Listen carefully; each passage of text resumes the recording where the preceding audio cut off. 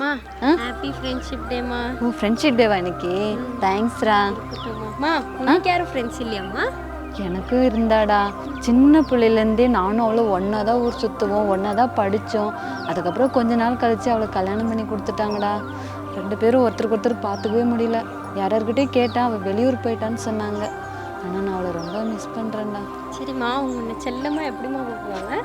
என்ன செல்லோன்னு கூப்பிடுவா. செல்லம்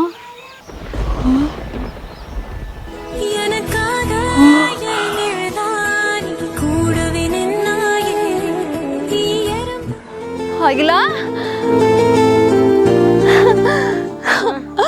நான் தான்மா உன் டைரி பார்த்து அந்த ஆண்டியை கூப்பிட்டேன். ரொம்ப தேங்க்ஸ்ரா. ஐயோ